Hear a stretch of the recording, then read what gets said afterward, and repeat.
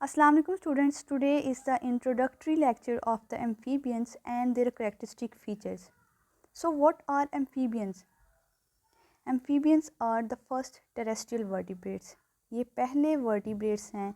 Vertebrates तो वो animals होते हैं जिनमें vertebral column present होता है. तो ये first vertebrates हैं जो कि terrestrial यानी कि land पे जिन्होंने रहना सीखा.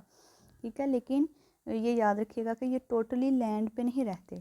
ठीक है, ये वाटर और लैंड के दरमियान जो है ये दोनों पे जो है वो लाइफ अपनी स्पेंड करते हैं.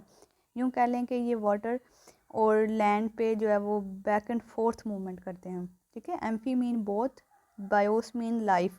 ये दोनों वाटर और लैंड पे जो है वो लाइफ जो है वो स्पेंड करते हैं. अपनी लाइफ की एक स्टेज जो है वो वाटर में स्पेंड करते हैं और दूसरी जो है वो लैंड पे.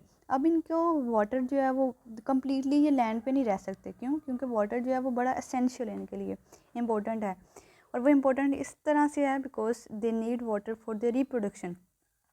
ठीक है, वाटर को रिप्रोडक्शन के लिए ये यूज़ करते हैं. इस तरह से अपनी एक स्टेज जो है वो वाटर में स्पेंड करते हैं, दूसरी जो है वो इसमें लैंड पे. तो ये एक बैक एंड फोर्थ मूवमेंट जो है वो शो करते हैं between water and the land. That's why the name arises as amphi which means both. ठीक है, ये डबल लाइफ शो करते हैं. अब अगर इनकी हम कैरेक्टरिस्टिक फीचर्स की बात करें जो कि इनको दूसरे ग्रुप से डिस्टिंग्विश करती हैं, तो उसमें इनका जो स्केलेटन होता है ना वो मोस्टली बोन्स पे कंसिस्ट करता है, बोनी होता है.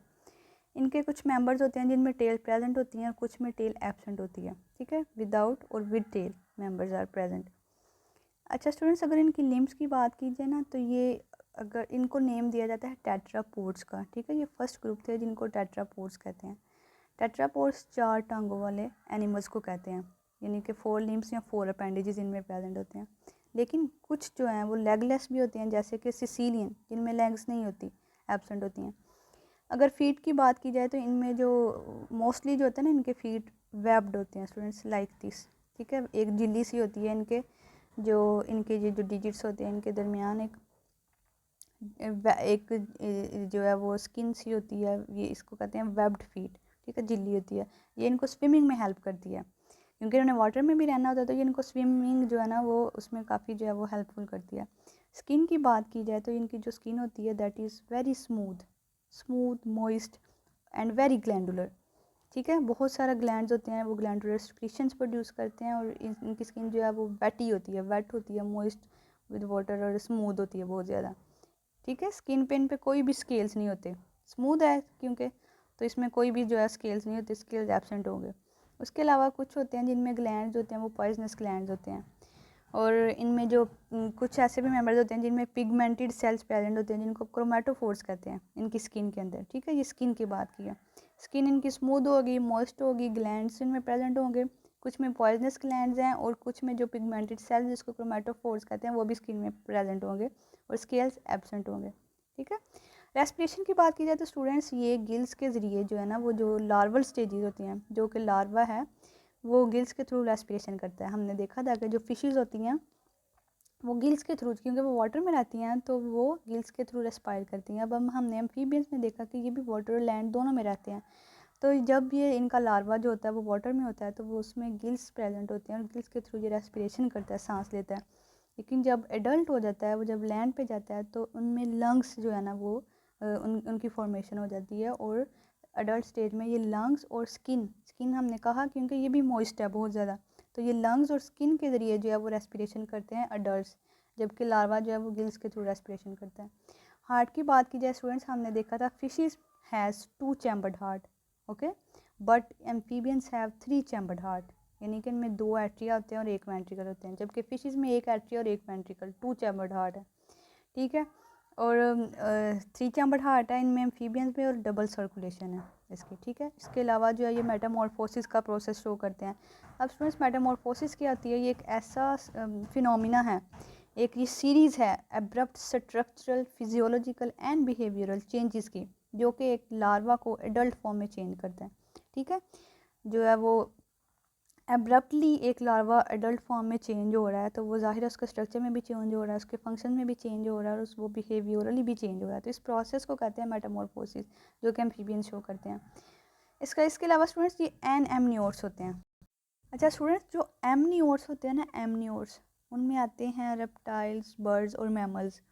ये क्या करते हैं, इनमें ना एमनियोन एक जो है वो एक मेम्ब्रेन लाइक स्ट्रक्चर होता है, जिसमें एमनियोन, कोरियोन और एलेंटोइस स्ट्रक्चर होता है, जो कि एम्ब्रियोनिक डेवलपमेंट में एम्ब्रियो को प्रोटेक्शन प्रोवाइड करते हैं। ठीक है, तो ये एमनियोट्स में ये एमनियोन, कोरियोन ये स्ट्रक्चर्स प्रेजेंट होते हैं, लेकिन जो एन एमनियोट्स होते हैं जिनको प्रोटेक्शन की ज़रूरत नहीं होती, वो एन एमनियोट्स होते हैं, और उनमें ये जो है वो एमनियोटिक मेम्ब्रेन एब्सेंट होती हैं। ठीक है, ये प्रेजेंट नहीं होती।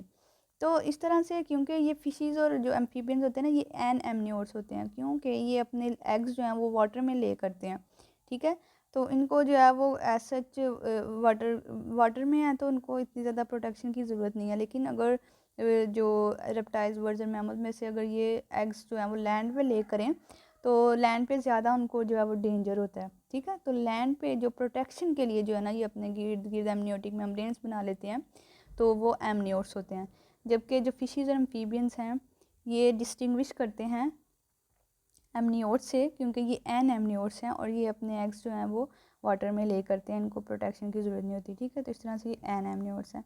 उसके अलावा स्टूडेंट्स, ये cold blooded animals, cold blooded animals को हम पोइक्लोथर्मिक एनिमल्स भी कहते हैं। कोल्ड ब्लडेड एनिमल्स ऐसे एनिमल्स होते हैं जो कि अपनी बॉडी की हीट जो है वो प्रोड्यूस नहीं कर सकते, और इस तरह से अपनी बॉडी का जो टेम्परेचर है ना वो राइज़ नहीं कर सकते। ठीक है, वो can not produce their own body heat using their metabolism. तो अब ये कोल्ड ब्लडेड हैं, तो फिर ये क्या करेंगे, जब विंटर आता है तो विंटर में तो टेम्परेचर बहुत ज़्यादा ड्रॉप कर जाता है। ठीक है, जब फ्रीजिंग टेम्परेचर से भी जो टेम्परेचर ड्रॉप करता है, तो ये खुद को हाइबरनेट कर लेते हैं, क्योंकि ये कोल्ड ब्लडेड हैं। Since they are cold blooded and they can not produce their own body heat, ज़ाहिर है बॉडी हीट प्रोड्यूस करेंगे तो टेम्परेचर इंक्रीज़ होगा ना इंटरनल, तो ये जो है ना अपना बॉडी का इंटरनल टेम्परेचर रेगुलेट नहीं कर सकते। तो इस वजह से ये विंटर में क्या करते हैं, जब बहुत ज़्यादा सर्दी होती है तो ये हाइबरनेट कर जाते हैं। ठीक है, और फिर दोबारा से जो है वो जब विंटर चला जाता है तो ये बाहर आ जाते हैं। तो स्टूडेंट्स, ये हमने देखी कि मेन जो करेक्टरिस्टिक फ़ीचर्स हैं एम्फीबियंस की वो क्या होती हैं। ठीक है, तो एम्फीबियंस क्या होते हैं, एम्फी मीन बोथ, जो बोथ लैंड और वाटर में रहते हैं। वाटर इनके सर्वाइवल के लिए बहुत ज़्यादा ज़रूरी है, क्योंकि ये रिप्रोडक्शन जो है वो वाटर में करते हैं। इसके अलावा इनको टेट्रापोड्स कहते हैं। इसके अलावा हमने इनका स्केलेटन, लिम्ब, स्किन, रेस्पिरेशन और जो है वो बाकी स्ट्रक्चर्स हमने इनमें देखे, जिसमें हार्ट देखा, मेटामॉर्फोसिस, एनेमनियोट्स और कोल्ड ब्लडेड हैं। तो ये कुछ अडेप्टेशन और कैरेक्टरिस्टिक फीचर्स देखे हमने specially in amphibians. It was an introductory lecture. I hope you got it, and if you have any question regarding this video, then do let me know in the comment section and share this video with your friends if you like it. Thank you.